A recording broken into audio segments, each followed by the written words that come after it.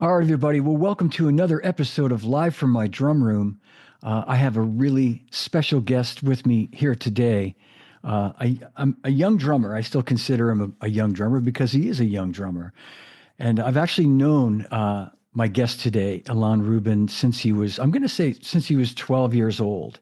And I'll confirm that when I bring him on. But if you're not familiar with Ilan, he's an incredible musician. I mean, by every measure. Drummer, multi-instrumentalist, composer, producer, and an author with this new book he's just released through Hudson Music, Start Somewhere to Go Somewhere. Great book. It's out now. You can get it. I'm going to insist that you get this. Christmas present for all your drummer friends. And Elon has just such an incredible story, background. You might know him best for his work with Nine Inch Nails. I think for the last 15 or 16 years, he's been the drummer for Nine Inch Nails, but he's also has played with Paramore and The New Regime, Lost Prophets. Phenomenal musician all the way around and a great, great guy. And I'm so excited to have him. So without further ado, I'm going to welcome to Live from My Drum Room, Ilan Rubin. He is. There he is. There you are. Welcome. Nice to see you again. Nice to see you as well. I've got a lot of people watching, and one friend in particular that I think we both, a mutual friend of ours, Dave Wasikinen, who knows you from, I'm guessing, when Dave was in San Diego, and Oh, of course, yes. drummer Dave and for the I Hooters. go way, way, way back. He was my first official drum teacher, and he's the one who taught me how to read notation. No kidding. Okay, he didn't Yeah, mention that. Wow. yeah. All right. Way back. Yeah, my dad would take me to lessons with him Saturday mornings for a while. It's a bit blurry as to how long we actually took lessons together, but I always have a very fond spot in my heart for David. And fortunately, I see him every couple years, every few years. I mean, this is going back at least 26 years now. Wow. Yeah. So yeah, great Man. guy. Great, great guy. And he said the same. He said great things about you and your family. And from what I know about you, you have, that's a big part of your success, I'm guessing, is the support you've had from your parents and your family and two brothers too. One of Yep. one of whom's a musician, I think. Is that right? Or both musicians? They both are musicians. They've taken different paths, but yeah, very, very musical family. Yeah. And I would say with the exception of my mom, because she doesn't play an instrument, but she can hold a tune. Yep. Yep. That's usually Yeah. the case. The rare time she'll sing even to herself, it is in key. So bravo, mom. All right, mom. Yeah. Yeah. Well, that tells you she has a natural, seriously. Well, I know you're being serious too. Like she has a natural ability to stay in tune, and Mhm. she has pitch, and yeah. And I'll tell you what, she'll definitely make a face if I'm not. So she definitely knows what's going on there. Oh man. Well, I have to say before we start, man, congratulations on everything. I mean everything, Ilan. I mean, going back Thank to, you. yeah. Um, the first time I became aware of you, and I think the first time I actually met you, I wouldn't expect you to remember, was at the Modern Drummer Festival. When you won was it the Young Drummer of the Year award? Was that what it was called, or the It was the Undiscovered Drummer of the Undiscovered? Year award, and it was Yes. the under 18 category. But yeah, Yes. Yes. that would have been 2001. Yep. Yeah. 2001. I was reading I wasn't sure of the year, and I read it in the back of your book. And but I figured it to be around that time, and you were 12 at the time, right? I believe Does that so. sound? Yeah, 11 or Yeah. 12. Wow. 11 or 12 because it's a blur because you had to make a submission and send in a solo tape, and that's how you join the contest and see if you win. So at this point, I can't recall how long that span of time was. I'm certain that I was 11 when we made the submission, and when I say we, I mean my parents and I. But yeah, I want to say it was August of 2021 or 2001. Sorry, when Hmm. the thing was, but it feels like another lifetime ago, It at has to. least. Yeah. Yeah. with everything you've done since then, and just your life. I know, you're a dad now, and Mm, it's another life. Yeah, it's a whole different world. I get it. yeah. Yeah. But what was that? Can you remember anything about that day? Just the sort of, was it just so overwhelming to be there? I don't even remember which artists were on the bill that year because I would go to this every year and they all Hmm. blend together. But do you have any Yeah. memories of that? I do. As far as the artists, I know Carmina Peace was there, Cindy Blackman.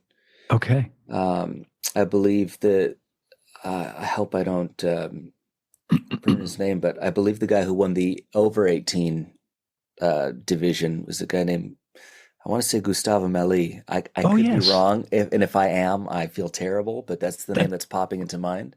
I remember. Yes. Yep. From Argentina. Yeah, Yep. exactly. Okay, all right. So I'm not Yeah. insane yet, but it was an exciting thing for me just because that would have been, at that point in my life, one of the few times to travel to play, but certainly the only time to travel to play by myself, as ridiculous as it sounds. I Hmm. had been playing in a band for a couple of years by that point. So I was used to performing, but I was always, at the back of a band and there were other guys on stage. This was a truly solo performance. But it was also exciting for me because I wanted to enter that competition because I saw the video from either the previous year or 2 years back. It was whatever the Tony Royster year was. And I had that tape and I thought, I want to do that when I'm that age. And it panned out. So winning and Wow. getting Yeah. flown out to go do that, it was an exciting thing. And I'm sure you understand this, and anybody who's performed, once you kind of get on stage and the performance starts, you kind of just get to check out and do the thing you've prepared for.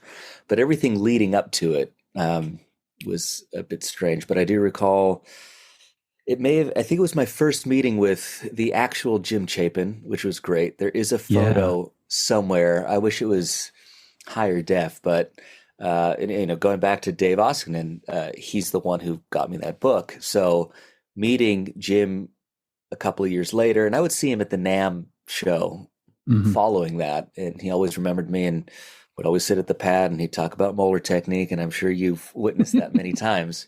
Oh, But yeah. that was a Yeah. fun memory. And then I also loved, part of my prize was getting all the books that I wanted. So I got a handful of books, which I still have to this day. One of them was Master Studies by Joe Morello, and he was there and he signed it for me. Now, one thing I will say, and pardon me if I'm rambling too much already, No, this is great, but man.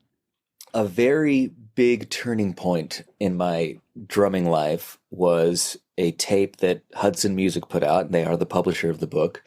It was a classic drum solos tape, and I talk about this briefly there.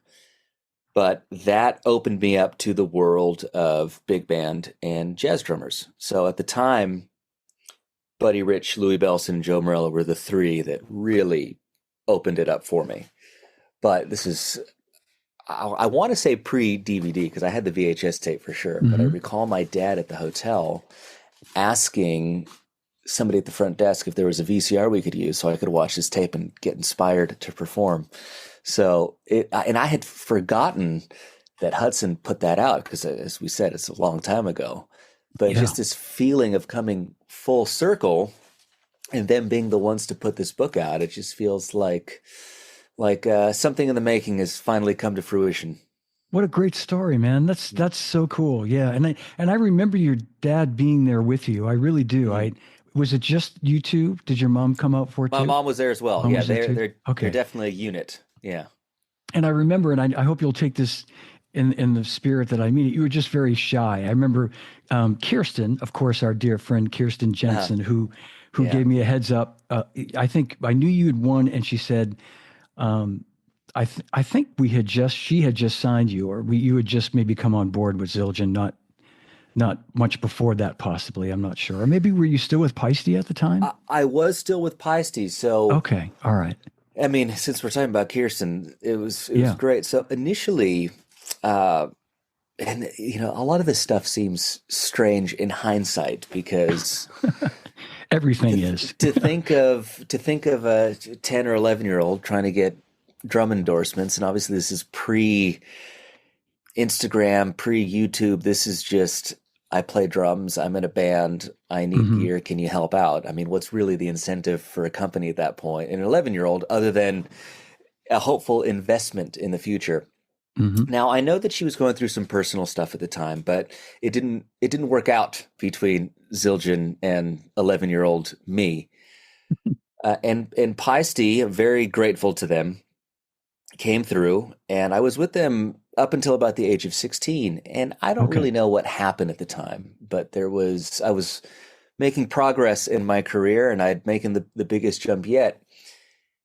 And you know how it is with companies. I mean, I don't know what budgets are like and product and quality control and this and that, but basically they said, look, unless there's a defect, we can't really do the wear and tear thing anymore. Mm. And I don't know how Kirsten heard about this, but she approached me and she's like, I don't care if you run over your cymbals with a truck. And I thought, I can't argue with that, you know. But what was funny is that the cymbals that I learned to play on, which I mean, it was all my dad's gear. It was like a relic. I mean, down to the very flimsy flat bass hardware, but half of the setup was Peisty. They were Hmm. old 602s, and then the other half were just old blackened looking Avitas Yeah. Zildjians. Oh man. Yeah. So, and we all have drum heroes who play both Peisty or Zildjian. So just, having the opportunity was a great joy. But yeah, I've been with Zildjian ever since I was 16. Okay. Yeah. And 20 years. yeah, 20 years. How about that? Yeah. And I remember, I guess maybe she gave me a heads up that you'd be there, or I knew you'd be there. And I just remember congratulating you, and you were very, and understandably just reserved, because this had to be just such an overwhelming thing. But Mm. do you feel, looking back at this, I wonder, like, I know, when I was younger, I feel like we're a little bit more fearless when we're young. Like, were you able to just kind of almost like let it roll off your shoulders that you're going to be playing in front of hundreds or maybe 1,000 people, and just Yeah, to a not let it get to degree. you? To a degree. I mean, the drums are a phenomenal instrument for those with a semblance of stage fright, I'd imagine. Now, I need to say, I've never had stage fright, but I Mm. would imagine that those who do feel comforted in being shielded by their instrument, so to speak. Yeah, yeah. And I am grateful for the fact that I started playing in my brother's high school band as young as I did, because I felt like when you start that soon or that early, performing gets embedded into your DNA and it actually becomes a place of comfort. So as long as I was with behind the drums, I could do what I needed to do and it was comfortable for me. So I didn't have, this was before I discovered what anxiety was, but I definitely didn't have it back then. And it was just, okay, this is my set time. We did sound check. So Hmm. you're up. Okay, I'm going to do it. And I'm going to do what I practiced. And there we go. That's how it went. And I just recall thinking, okay, I nailed it. It was better than I practiced it. And I'm happy. I did my job. That's great. That's great. But, yeah, it's funny though, because I live in LA now. I'm from San Diego originally, which is my where my parents still live. And whenever I visit down there, I still have the award in my childhood bedroom. So I'm just like, that's That's cool. great. It Yeah, that's sticks so out to cool. me. Yep, yep. No, and that what you say makes sense, because I think I was trying to get to that. I guess I kind of didn't really maybe say it right, but I feel like when we're younger, we're able to handle that sort of pressure maybe a little easier. But it sounds like you've really got this balance anyway, and I'm guessing because you've been playing so long, that you've managed whatever quote anxiety there might be. But like, I feel like for me now at my old age, when I go up and play in front of people, especially if there's drummers in the audience, I'm nervous as shit. It's Oh just yeah. like, man, like, oh, there's that guy out there, and he's gonna check everything I do. But like, when we were kids, I feel like it didn't matter if there were a couple of girls in the audience. That's all that mattered to me. Just like, Mhm. You know, Well, it's funny. I mentioned this was before I discovered anxiety, and at this point, the show is the actual point of comfort. It's leading up to the show that I can't stand, especially the yeah. hour and a half where you're just constantly staring at the clock and you know Hmm. this thing is pending and it's what you're there for and it's just a waiting game. It's the hurry up and wait game that I've learned to despise in my older age. Yeah. Yeah. But the performance is always the point of relief. Yeah, yep. No, that's what you're saying. And I think is so key too to people watching, and drummers that aspire to do what you do, understanding life on the road is hurry up and wait, lobby call at whatever time of the morning, and you're going to the airport or getting on a bus, and then you get to the gig or the hotel or the venue, whatever, and then you're just waiting to play, and it's Yeah, yeah, it's it's a not. I mean, look, fortunately, things do get a bit more luxurious depending on the popularity of the band you may be playing with, but you can never get rid of the hurry up and wait. You can only just hurry up and wait in a better place. yes, yeah, well said. Yeah. Man, let's talk about as part of all these congratulations, some of the things besides the Modern Drummer Award that you got. Um, Youngest person ever to be inducted into the Rock and Roll Hall of Fame, which is Mhm. just ridiculous. That is so cool. Well, thank you. Congratulations on that. Yeah, yeah, I appreciate that. and with Nine Inch Nails too, no less. I mean, like Mhm. with really like a band that like has just you must be so proud of that just to have that, I am. I just, and I'm not saying this to be self-deprecating in any way. I feel an honor to have this trophy over here with my name on it, and it was one of those things that as a kid you have your heroes, they've been inducted into this thing and you think, okay, one day I'd like to do that, and perhaps you picture yourself way down the road, and the fact that it happened as a 32-year-old, and as you said, just being the youngest to do it, at least until somebody beats me, it's a cool thing to be proud of. Now the only thing I have to say is that Nine Inch Nails was legendary far before I joined. So I can only imagine the sense of pride that Trent has, for example, because that is his baby that he created and he Sure. Yeah. grew over a tremendous career. That being said, it's shocking to me that I've been a part of this band for 15 years, but it's just, there's no doubt that the band would have been there without me, but I'm happy to be a part of it, I guess is my long-winded way of saying that, but very grateful nonetheless.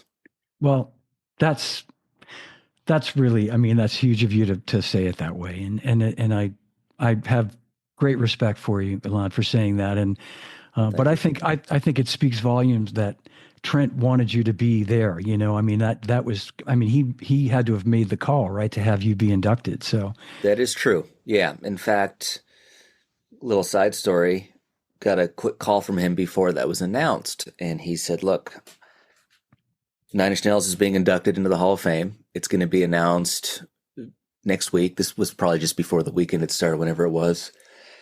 And he said, I just want you to know that I'm trying to get you and a handful of the guys inducted alongside me as well.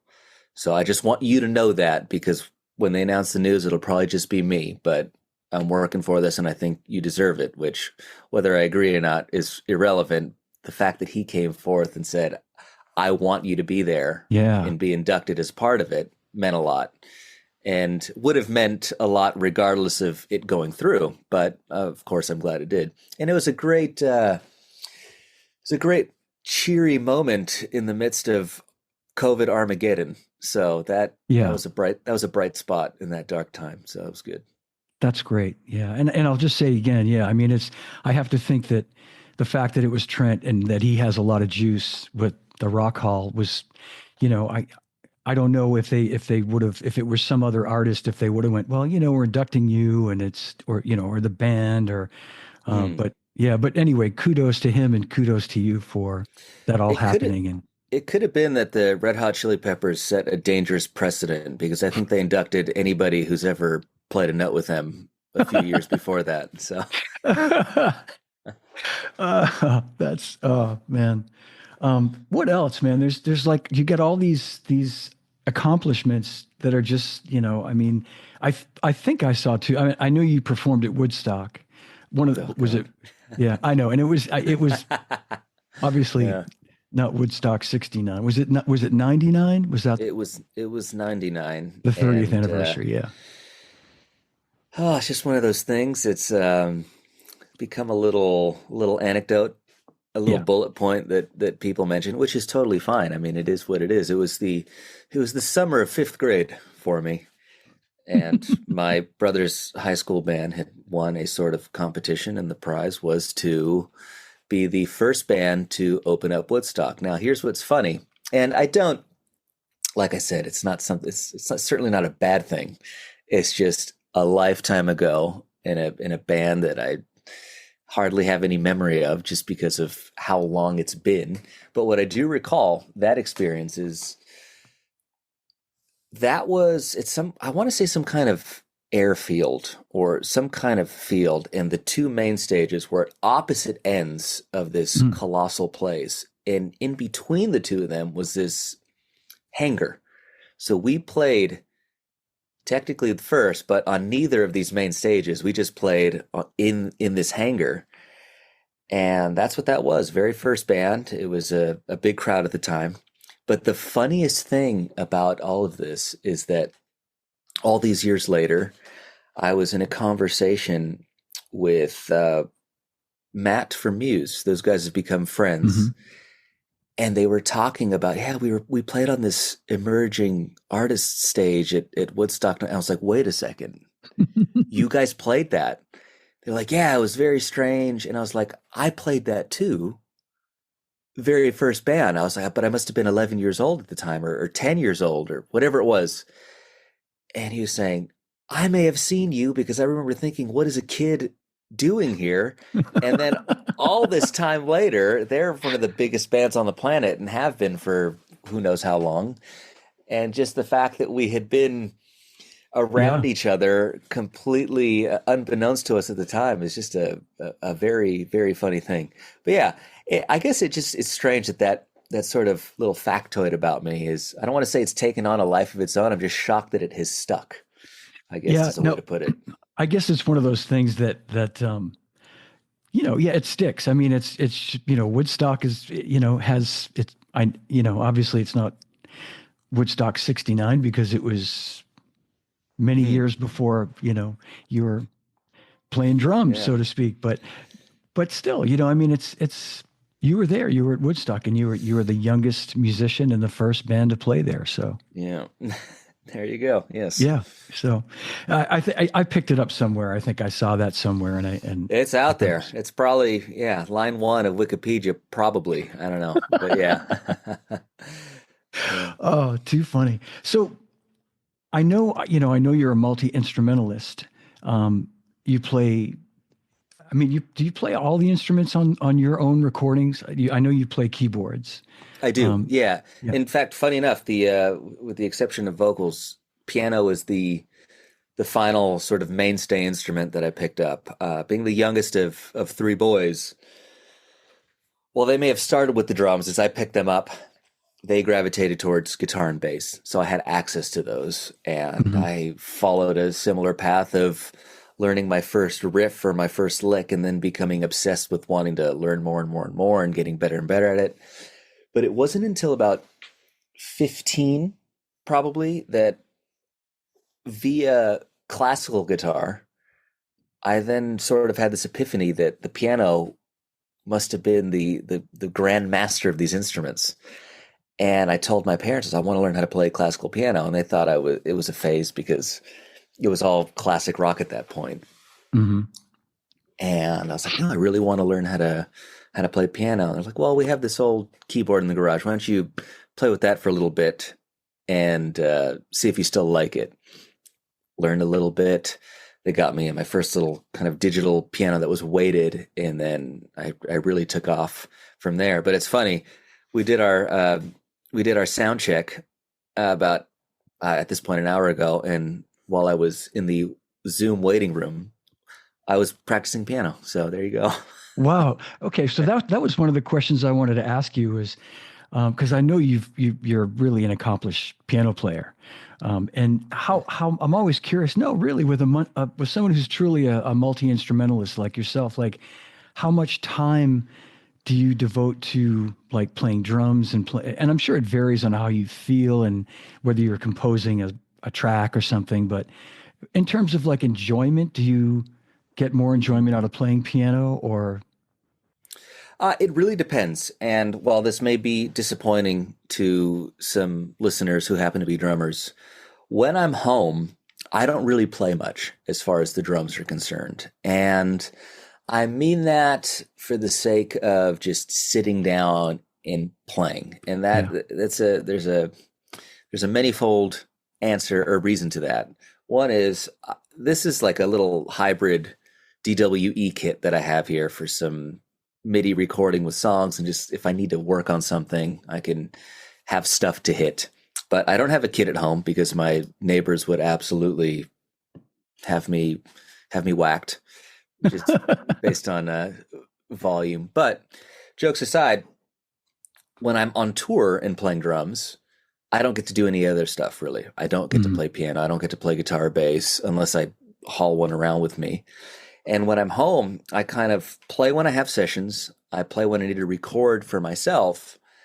And then occasionally I will get that itch to just go and play. But that is more of a rarity. And I see my home time as the opportunity to write a lot of music. And I just don't happen to write from the drums generally. Mhm. So it's piano, bass, guitar, Yeah. and they're just much easier. I mean, I have a guitar on the couch. I have a guitar right here. I've got a keyboard there, and Yeah. it's easy to kind of just dive into it that way.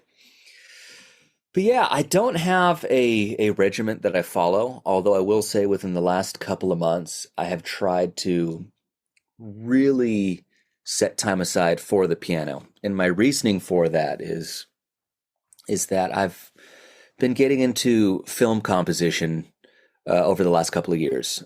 And as you can imagine, a lot of that comes from playing the piano, especially if you're working out parts and orchestration and whatnot.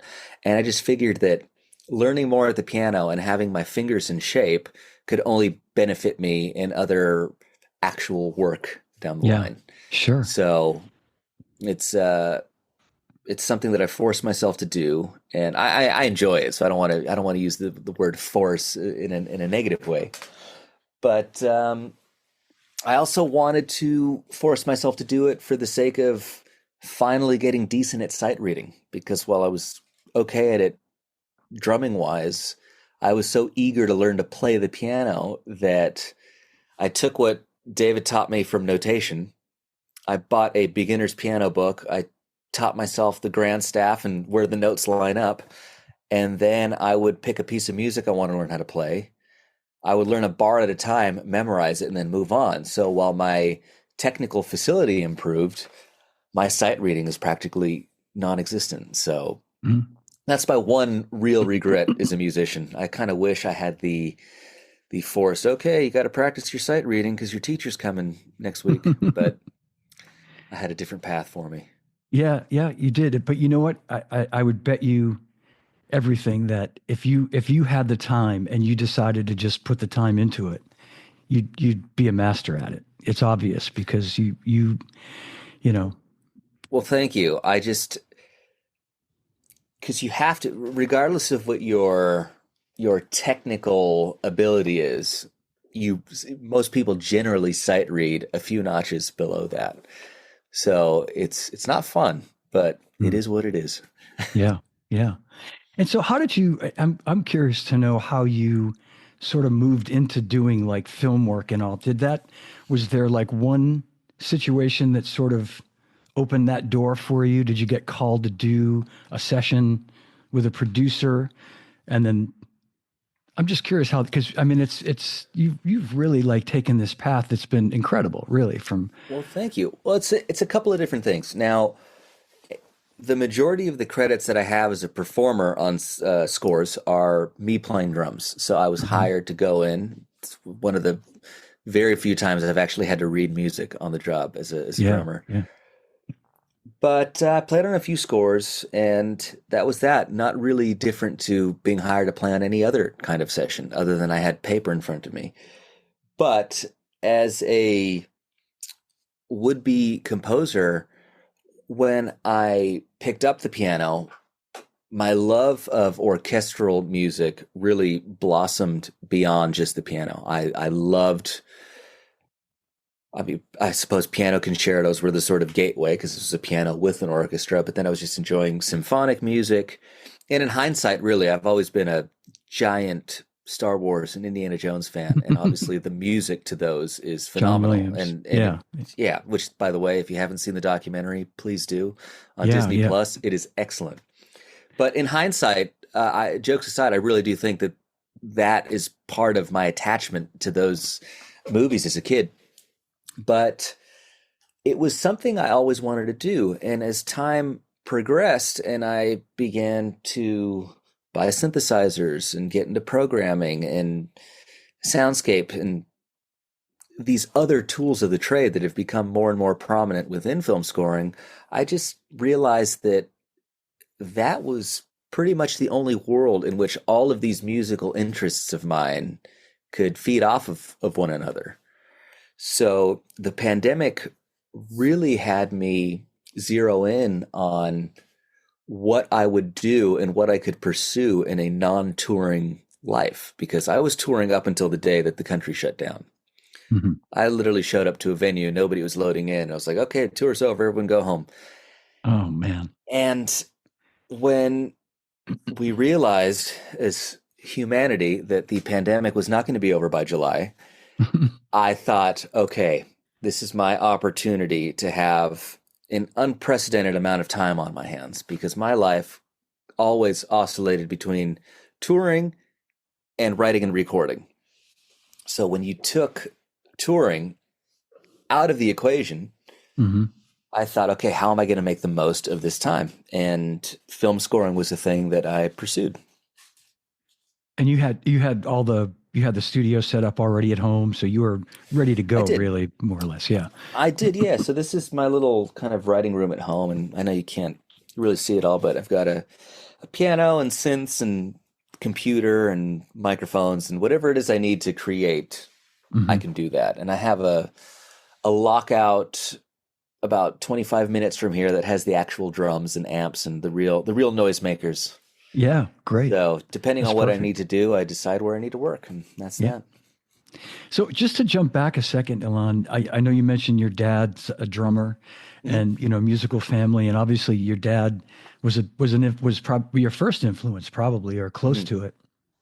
Definitely. And yeah, maybe just talk a little bit about how, because your playing style, where you lead with your left hand, but Mhm. you're a right-handed person, right? I mean, you're pretty much for the The most part only right-handed. things I do left-handed are hit the hi-hat and write, which may explain my appalling penmanship. At least that's the excuse that I'd like to use. But that's it. Everything else is right-handed. I play guitar, bass, swing a tennis racket, kick a ball, throw, everything right-handed. So Yeah. it's Yeah. strange. I don't know. I don't know if that is necessarily ambidextrous, but as far as the drums are concerned, as you and I actually discussed before going live here, you had a similar thing.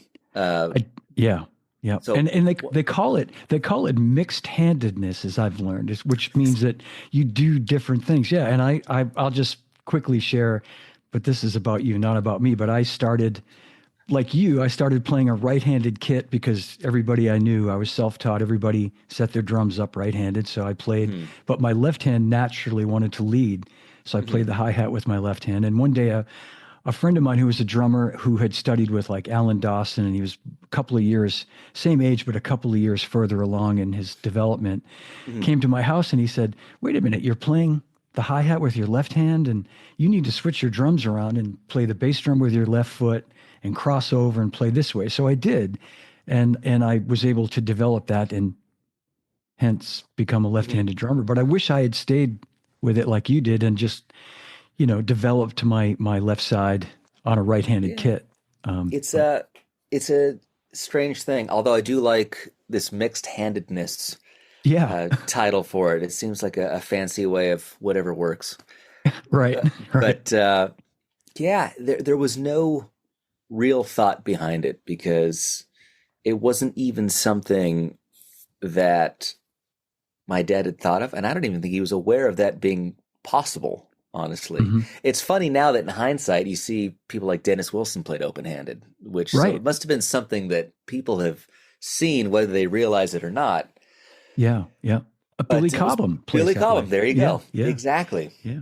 But as you and I were saying, even when we see open-handed players or left-handed players, it still looks wrong to us, even It though that's what does. we look like when we play. So he just left me to practice a beat that he taught me, and it was a very simple discovery that the hi-hat was closer to my left hand. That was it. It's not that I was struggling to do it right-handed. I just thought, this, what sense does this make? This, it's much easier. Yeah, And when he came in to listen to whatever it was that I was practicing, it was a little perplexing, I think, because he thought it sounds right, but it doesn't look right. But I don't know what to do about this. So I don't know how long after that it was, but he took me to a Dave Weckl clinic, and when it came to the Q&A, he asked, "What do I do with my kid who's hitting the hi hat with his left hand?" And Weckl said, "Let him do whatever comes naturally," and that was it. It was never mentioned again. The thing, though, is that at that time I was playing two toms up top and two floor toms, so the ride has to kind of live over the floor tom generally, yeah. unless you play a little higher up there. But you know the cliche of you start playing drums and the drums get bigger and bigger and more pieces, and then they start going the other way around. You get to a simpler kit. So when I lost one of the toms and I moved the ride into the correct spot, I was like, oh my God, this is so comfortable. You Yeah, know, because yeah. over the floor tom, it's a little awkward. I kind of felt Right. like Alan White or something. It didn't seem right. But the comfort of having that, I think, really solidified more so this idea that, okay, when I'm on the hi-hat, I play with my left hand, and when I move to the ride, I play with my right. And I Wow. did used to have a ride over to my left, kind of tilted. I Hmm. guess is kind of what Mike Borden does. Yeah, Uh, exactly. un- Mike Board. Unbeknownst to me at the time, but things evolve and things change. And I've tried to just say, okay, if I can do it one way, I got to be able to do it the other. Yeah. It's amazing when I'm gonna play a little video of you playing and seeing you play so comfortably leading left hand on the hi-hat and then playing the ride cymbal. I mean, it's incredible. It really is. Thank you. Yeah. In fact, if you're okay with this, I didn't mention this. I don't want to. Uh oh. I'm kind of surprising you. Uh Um, oh. I found a clip from, and I was at this event as well, the Guitar Center Drum Offs in 2011, Yeah. and there's a video of you playing. I Mm. thought I'd play a little bit of that if that's Sure. Go for it. let's do it. Okay. Yeah. And I was there that night. I often enough, okay, unless it's like a Buddy Rich masterclass of a drum solo, I'm generally pretty uninterested in them. And I will even throw Moby Dick into that. Okay. My favorite parts of Moby Dick are the riff at the beginning and the end. Yes, I'll watch John Bonham tie his shoes or drink a beer. So I've logged many, many hours listening and watching Moby Dick, but it was not my favorite part of his playing. So I didn't want a drum solo to be boring. And the only experience I had apparently was 10 years prior to that at the Modern Drummer Festival that we were talking about. Hmm. So I wanted to try to do something a little different because it does, in a way, add a framework, namely a tempo to play to. And Right. I thought that was fun, and I thought it was a cool challenge, and I was very well versed in playing to a click, especially with Nine Inch Nail stuff and recording. So I thought, okay, I haven't seen anybody do this, so hopefully it's interesting enough. Now, when I say interesting enough, out of my 15-minute time slot here, I spent 6 or 7 minutes doing a solo, a couple minutes doing a sort of drum duet with a friend, and one of my brothers was playing bass. And then I spent the latter half of the performance actually playing guitar and singing. So I was very aware of not having a boring 15-minute drum performance. And I'm not saying that all 15-minute drum performances are boring by any means. But I I know thought, exactly. Yeah, yeah, how much can I possibly pack into this 15 minutes? And that's what I did. So it was a lot of fun, and I think it's a cool exercise, even if people want to try it at home. It's playing to a click without playing to a click. And you can have this thing to feed off of and play in and around as opposed to just focusing on staying in time. yeah, yeah, So I thought that was a fun approach, and yeah. people still mention it to me 14 years later, coming up, or whatever it is.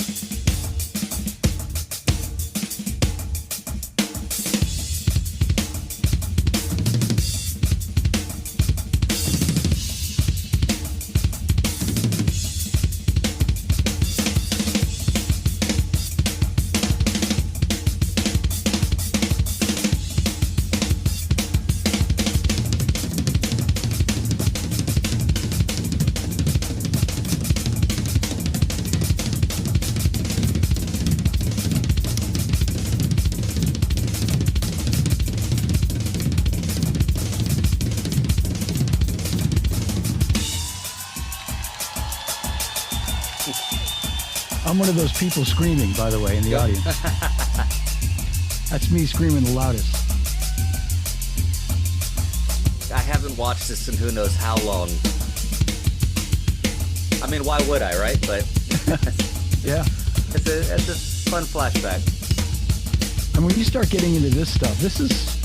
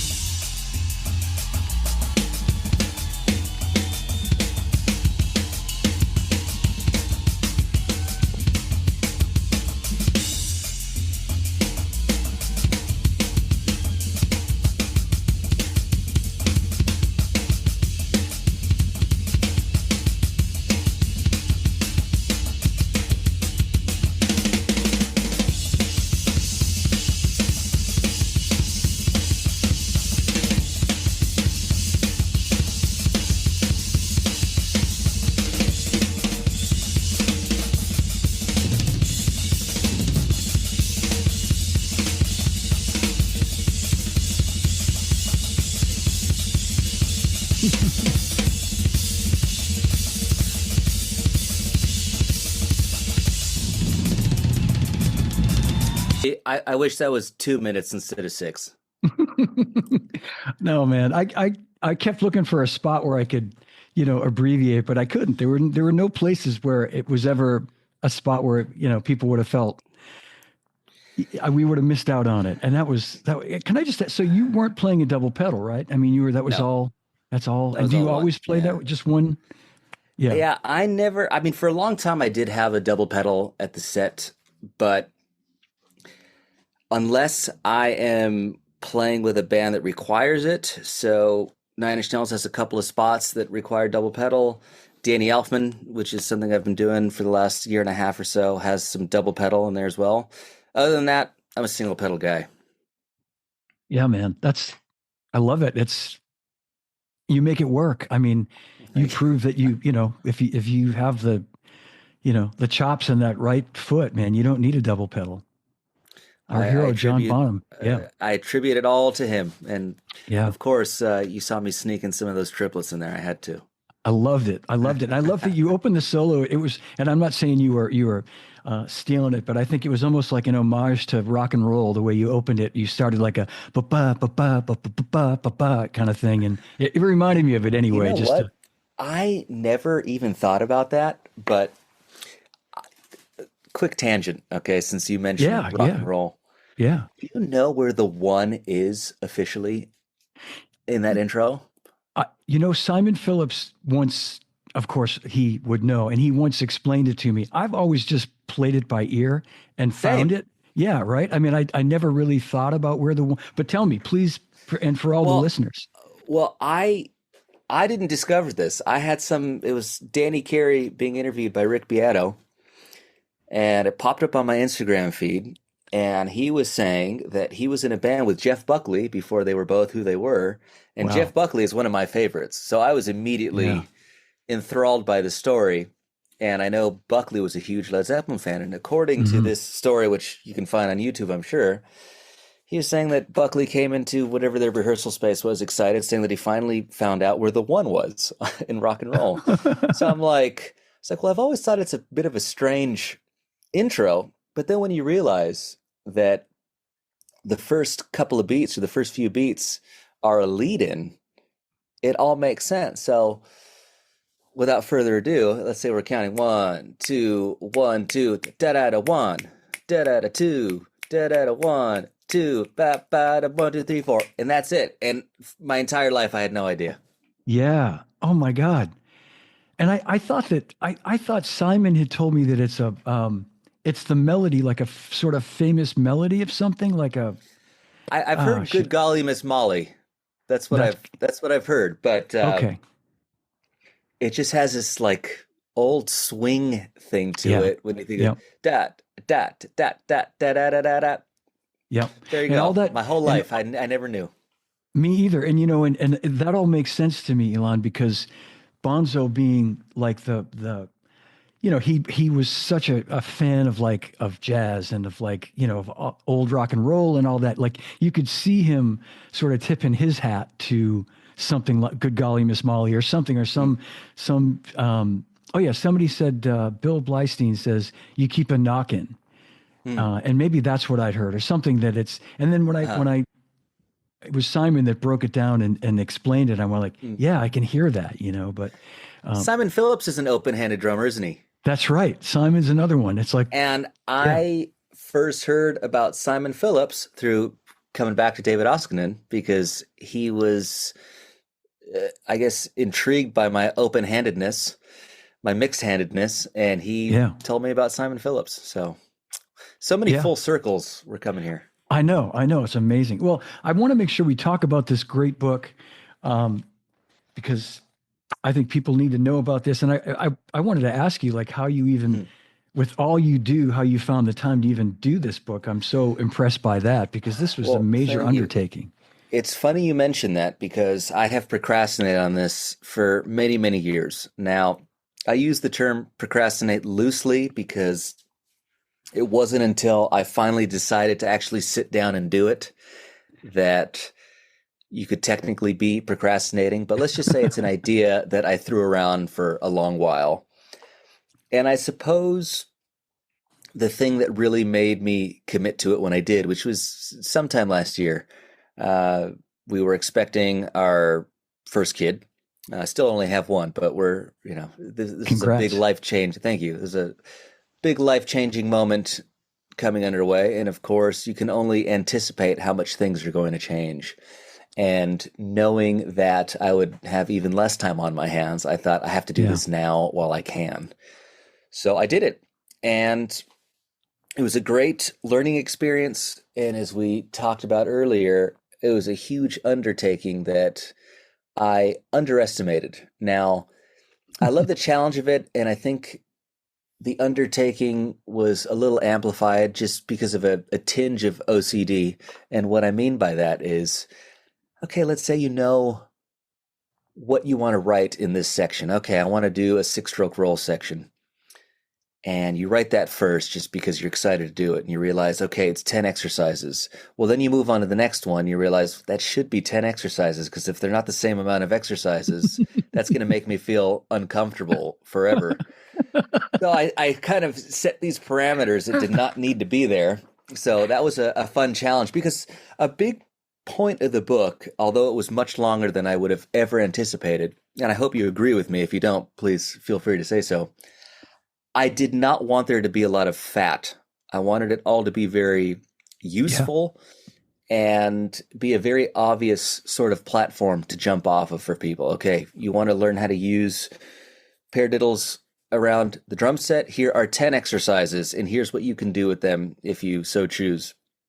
I didn't want to do one of those, and albeit legendary books like Stick Control Hmm. or one of the Garibaldi books where it's about every permutation that you can possibly do and every variation. I did not want to do that because as a kid, although I loved reading these books, I always wanted to get to the next thing.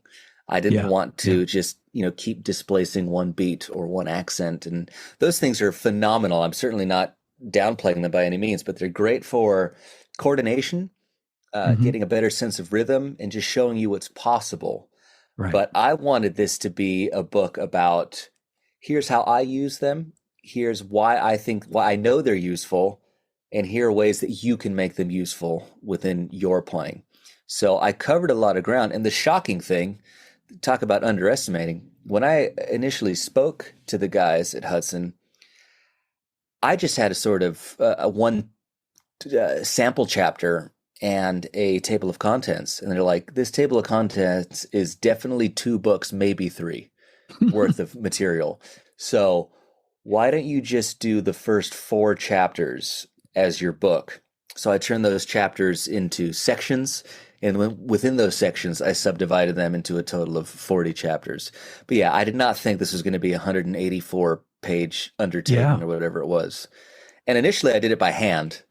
I like to write things down, and then the That's whole great. engraving on my end, and then them engraving on their end, and then going back and forth, proofing everything. It was a lot. Yeah. And it's kind of like the way I feel when I record a song of mine.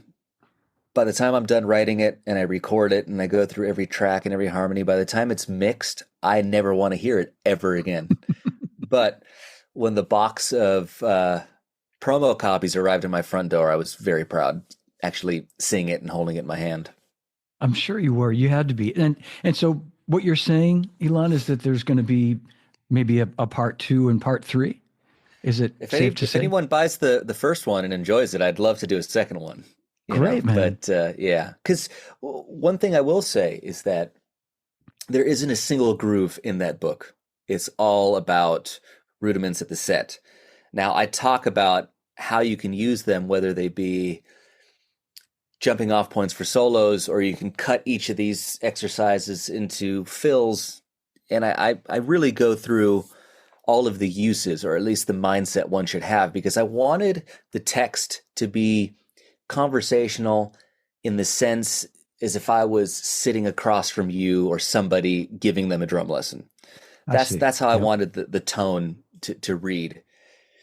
But that means that I have a whole other book worth of grooves and Hmm. ideas there that I would love to do at some point. But Well, that's Yeah. well, right now I can tell you, well, at least I saw them earlier. Rob Wallace and Joe Bergamini from Hudson were and probably still are watching. So guys, Thanks, yeah, guys. I owe those gentlemen a lot. And great guys. speaking about Joe in particular, so this was an interesting way of he and I meeting. Mark Juliana, who is a fantastic drummer, Oh I man. had no idea that he took lessons from Joe Bergamini at some point. So Mark and I had met and have many mutual friends, and I forgot who it was I spoke to, but they said you should talk to Mark because he put a book out. Mark put me in touch with Joe, and then here we are. Wow. Yeah.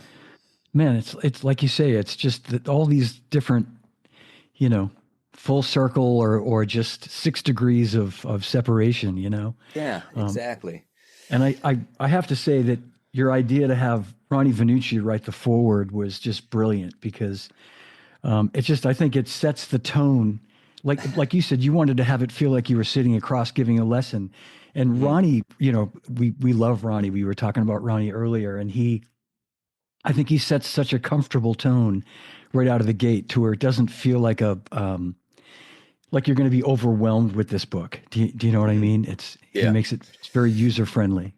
Well, he is such a good guy, a genuine friend, and as you mentioned when we had met when I was a very young kid, I was very shy, and I still am to a degree. I mean, I'm much more of a introvert, generally speaking, Hmm. but I still have this thing where I hate to feel as if I'm inconveniencing anybody.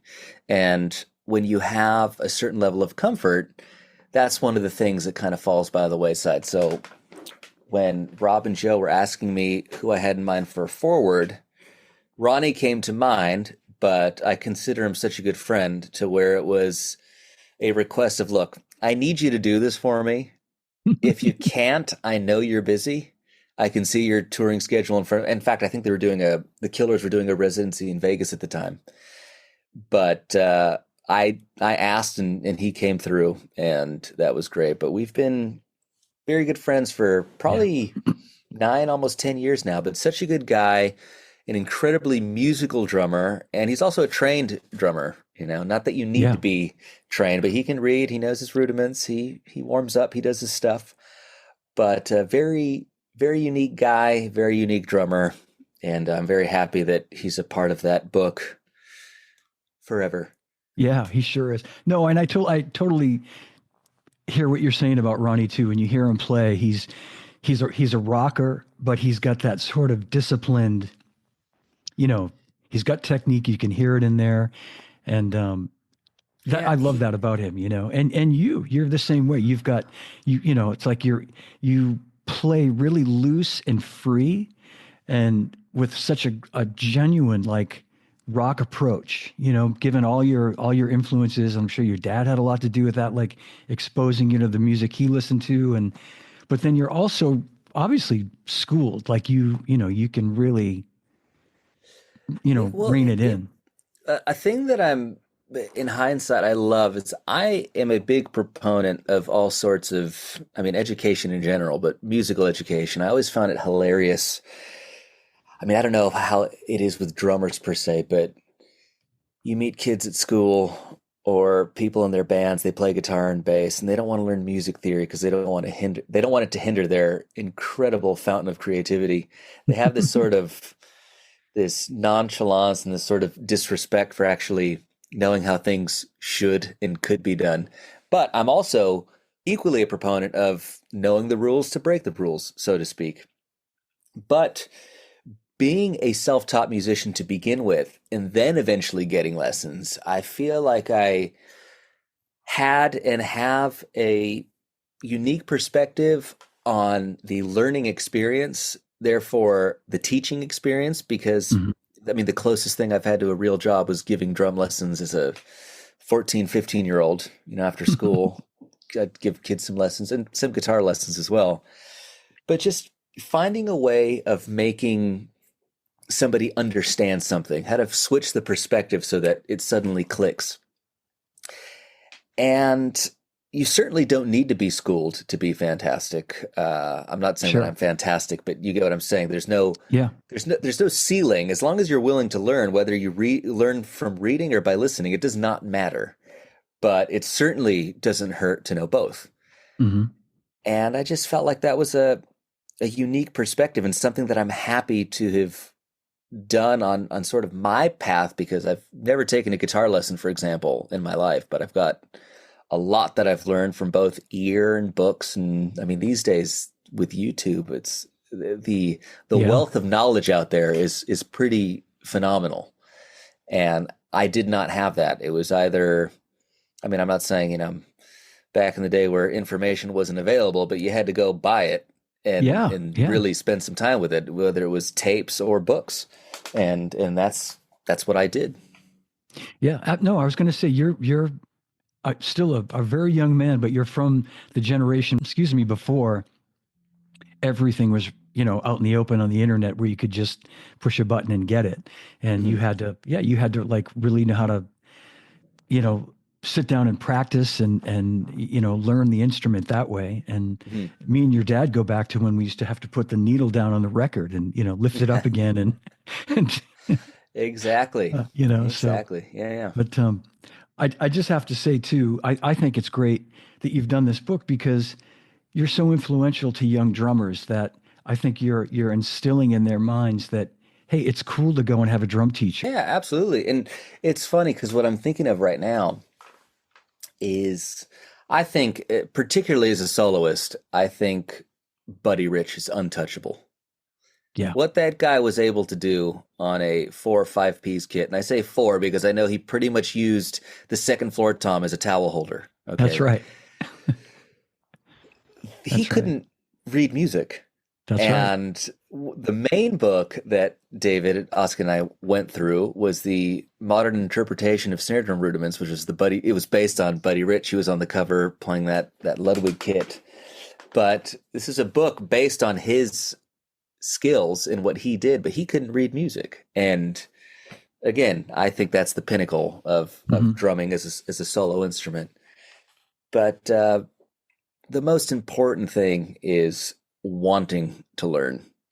You don't need to learn certain things, but there's never any downside to learning something. So if there's one thing I can instill upon somebody, it's that. Yeah, yeah, that's great. Well, as we start to kind of near the end of our time, I thought we'd play a little bit of your music. Um, Okay. I have queued up ready to go. I thought we'd play 24-hour fix. Okay. And Now we just listening to a taster. Are we going to get to the first chorus and then get back to chatting, or whatever what do we I do? could play the whole song if you want, or we could just play a little, whatever. What would you like me to do? You tell me. You know what? Let's get to the. So after the first chorus, there's a fun little interlude guitar solo. We'll get to that part. Okay. But I guess before we play it, so this is a solo song. For a long time, I released solo music under the moniker The New Regime. So I Right. wanted it to be presented as a band, but I wrote, played, and sang everything on the recordings. Or in the middle of the pandemic, not knowing how long it would last, I didn't want to feel stagnant or as if I was kind of waiting to pick up where I left off because I didn't know how long that would be. So the pandemic made me feel like releasing music under my own name would feel like both a way of continuing and a way of feeling like there was a fresh start. All right. Yeah. So this was a single that I'd put out maybe a year or two ago. So it's me playing everything. And this is one of the more sort of straightforward rock songs, if you will. Not a lot of Yeah. overdubbing going on, just guitar track, bass track, vocals, all that fun stuff. So it's pretty bare. Let's play it. So we'll play it through the guitar solo, then we'll Mhm. come back. All Should we right, do sure. that? All Let's right, do let's it. do that. And because I have some questions to ask you. So Anything. we'll play it and then we'll come back in just a little bit. Here we go. 24-hour fix. Ilan Rubin.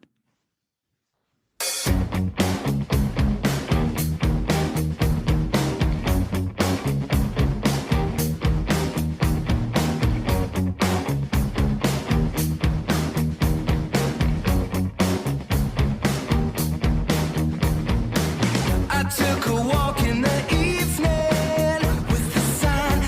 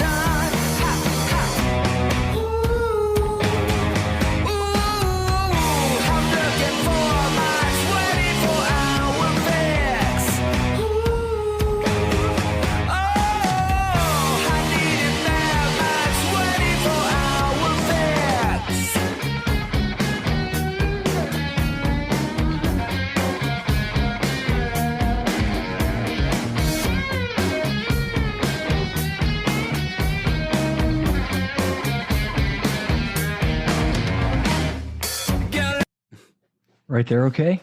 Yeah. All right. So that's you playing all the instruments, as you say. Yes. Hmm. Unbelievable. All right, let's just start with that. You're a great singer. Well, What a thank you. yeah, man. What and but you don't consider yourself. I mean, do you think much about that? I'm just as a drummer that sings. I'm just curious how much weight you put into that part of your composition, into your creativity. Like where As a singer. as a singer, where do you? Yeah. So, so being completely honest here, I do love to sing, but singing was a thing that I made myself do at around 18 years old. And it was because I had this epiphany where I thought, okay, I can play, just being frank here. I was like, I can play the drums, guitar, bass, piano well.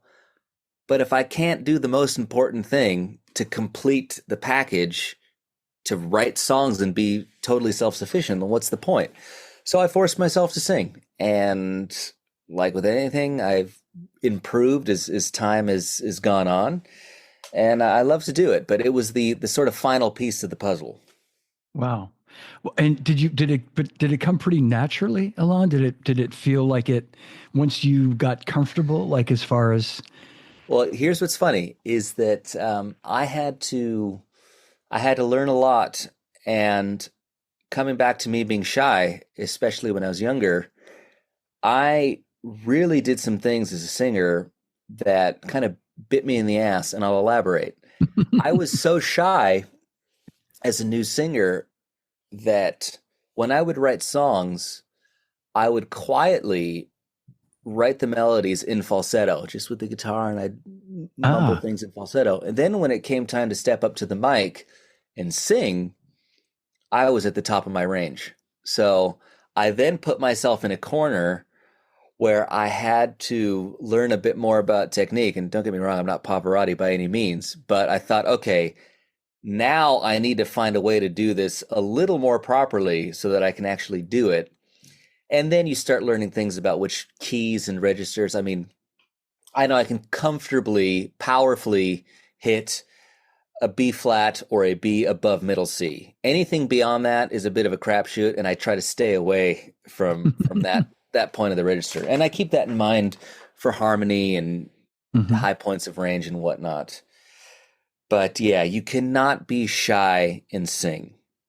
It's you there's nothing to hide behind. You can be shy and play drums, and you may Hmm. not hear it when you strike the drum, or same with the guitar or whatever it may be. But in a voice, you can hear it. It's everything you're feeling is inherent in the quality of the tone that your voice produces. So I had to learn a lot there.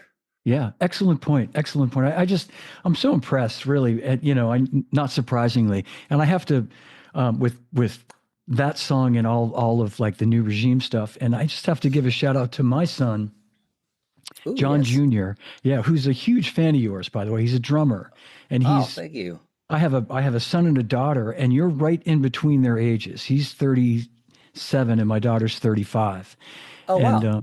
yeah, and I told him weeks ago when we first started talking about this that you're going to be on the show, and he was so excited. He's not watching now because he's working, but he'll no doubt watch Mm. the YouTube. But anyway, but you've been a real inspiration to him too, just in terms of your musicality, and he's Well, always thank you. yeah. I mean, when I told him that I knew you from all those years back, he'll say to me, "Dad, have you checked out what he's done, lately with this and with, so anyway, it's Well, I and appreciate that. Tell him I appreciate that. I sure And will. Yeah. in listening to this song in particular, I said it was probably the most sort of straightforward rock song that I've done, and it's pretty bare in terms of the instrumentation. If you wouldn't mind, though, take it to about the last minute of the song. I Sure. do this kind of jam section, and of course, playing all the instruments myself. I think you'd probably appreciate that I kind of go off into this jam, and the way I solidified the parts was I would loop these things in the studio to kind of come up with the idea, the sort of structure, even though that's kind of the antithesis of jamming. But there's there's a way I like to play bass, a way I like to play guitar and drums and so on and so forth. But to get all of that to feel as if it's guys jamming in a room, Hmm. it kind of has to have this ebb and flow, but it also has to be calculated. So keep that in mind, and Okay. then tell me what you think of that. All right. Perfect. I'll maybe the last minute and 15 seconds. Is that cool? Sure, I should do it. I think so. Okay. I'll go back to 120 just to, I don't think anybody's going to mind listening to more of this song, Ilan. Well, Here we thank you. go. Okay.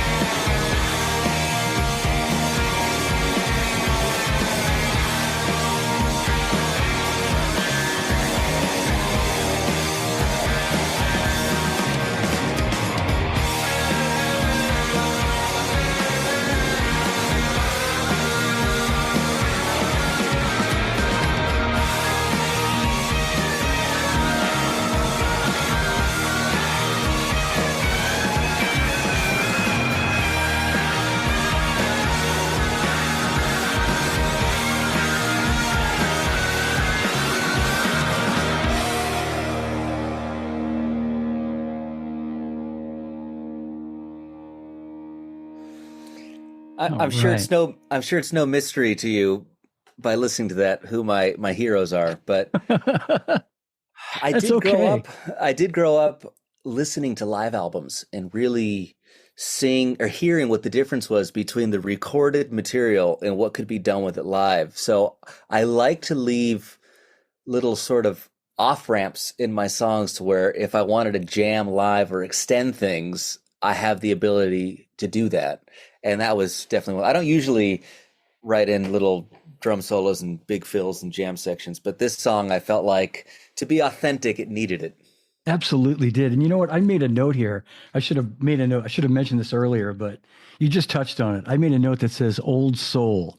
And that's what you remind me of. I just again I keep coming back. I think, the influences you had growing up from your parents, your dad and your brothers and stuff, obviously that Mhm. helped shape you. And but I think you get it. Like you're able to I think the best way for me to explain it is you could have gone on to be like one of those shredder drummers, that can play so well. You know what I mean? But like you've chosen Thank to you. use your superpowers for good. Like you're writing good songs, great songs, and you're making music. I think that's so great, man. Like that's a Well, great song.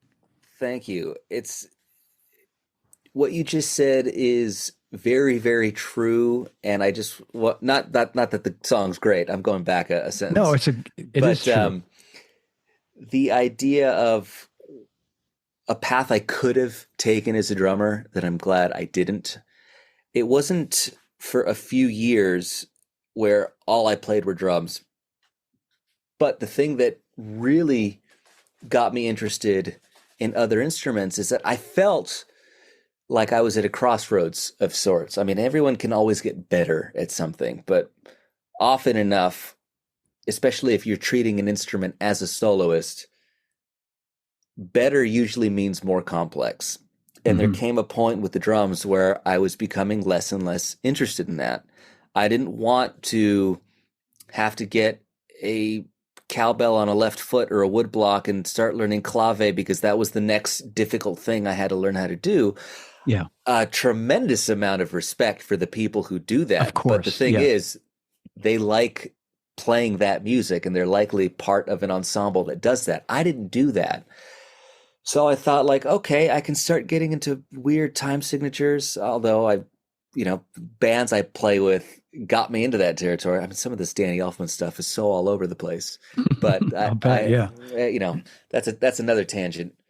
But I realized, or I decided that rather than getting into these more and more complex territories of drumming, it would be more exciting and beneficial overall to just get in at the ground level on other instruments. And the way all of that knowledge kind of helped me as a musician in those other respects, I think is priceless. Because one thing I will say is that when I play the bass like a bass player, not like a drummer who can play the bass. And Yeah, I yeah, have wanted to really put in the time to be able to do that. And the same goes for guitar. And I don't want to sound like I'm tooting my own horn, but if you want to add more instrumentation to your arsenal and you put in the time to learn, that stuff, whether you realize it or not, will help your other instruments and the way everything kind of relates. So I feel like I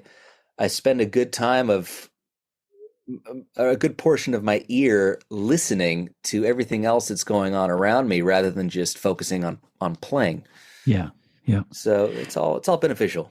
No, and I think that's what I was trying to touch on, Ilan, was that like you're a composer, obviously, and you're composing music that each instrument has a purpose, and you're not trying to um, create songs where you're like I think it's great that in that song in particular the drums have a purpose. They're the foundation of the band, and it's like you're supporting the song. You're doing the job that a drummer's supposed to do, which is supporting the song, and then all the other instruments do the same thing, and the sum of all those parts makes a great track. Well, You're thank you. welcome. Yeah. Can I Yeah, just ask, so of before course. we wrap it up, on that particular song, how did you layer the instruments? Did the drums go in last? Did you put like the guitar first as a You mean for the final recording of the song? yeah, So I will always do drums first. you always do drums first. Okay. Always do drums first, just because I feel like, I mean, you and I both know it is the foundation, it is the backbone. Right on. So Yeah. for it to be as tight as it should be, everything needs to be built on top of that. So drums are always first, and then guitar or bass, depending. On Hmm. this, I decided to do guitar first, just because the guitar is almost more the rhythmic basis than the bass, only because, yes, the bass and guitar are both pumping along in eighth notes, but the bass then gets more syncopated in little Hmm. bass fills and whatnot, whereas the guitar is always straight. Yeah. So, Yeah. yeah, drums, guitar, bass, vocals, Wow. Yeah. and then percussion at the end. Yeah. It's great. And for anybody at home watching, you can download this track. It's 24-hour fix, the single, and it's under Ilan's name, Ilan Rubin. And there's so much other great music we could get to, and we will do that in the future. I know I wanted to talk more about Nine Inch Nails, and just I didn't think we'd be able to get it all in just one episode. So we'll. Anytime you have me, I'll be here. In fact, I was looking that you have gongs on the wall, and I want to know what kind of anchors you use for that. That seems a pretty heavy load there. It is, and I had this. There's a woman that put all those cymbals and gongs up on the wall for me because I could have never done it. She specializes in that, and Very actually impressive. the Zildjian gong up there was belonged to Jody Lynn Scott, who was the Huh. percussionist for the Who for many years, Oh, very and cool. and that was used during the Quadrophenia tour, and Oh, wow. yeah, it Very cracked. cool. Yeah, so I Uh-huh. brought her a new one, and I took the cracked one, and I had all the band members sign it, and it's signed by all the members of the Who except Keith Moon, of course. But Uh-huh. so that's pretty cool, and Wow. yeah, Very cool. some memorabilia. Well, we'll get into the the handyman stuff on the next episode. All right, I could learn a lot from you on that. I'm sure you'll. Yeah, absolutely. But stick around if you would for 1 second. I got time for you. No worries. All right. Well, thank you guys, everybody, for watching. This has been so much fun today. Big hand for Ilan Rubin. Thank you very much. Thank Yeah, you for having me. It's a real pleasure. likewise too. Just a reminder, I'm here with Ilan Rubin, and go out and pick up his new book, Start Somewhere to Go Somewhere, available through Hudson. And Ilan, we guarantee, right, that if someone buys this book, they'll play just like you. If not, you get your money back. I haven't cleared that with Hudson, but let's go with it. All right. I love it. Thanks for watching, everybody. We'll see you soon. Thanks. All right. Well, that's my show. If you enjoyed it, give it a like, leave me a comment, and don't forget to subscribe to my YouTube channel. And remember, all podcasts are available on all the podcast platforms. So thanks for watching. Thanks for listening. And a reminder that Live from My Drum Room t-shirts are available for $25 in the contiguous U.S. And I'm going to give you the Venmo information so that you can purchase one. And I want to take a moment and thank everyone who's bought one already. A reminder that 100% of the proceeds go toward a scholarship at the Percussive Arts Society, PAS, and you're supporting a great cause when you buy one of these shirts. So the Venmo information, if you're listening and not watching this on YouTube, it's at John-DChristopher-2. You can also email me at livefrommydrumroom@gmail.com with any questions. All right, so thanks for watching. Thanks for listening. I really appreciate it. Remember, no drummers are harmed on any show. And drummers, when in doubt, leave it out. I'll see you again real soon.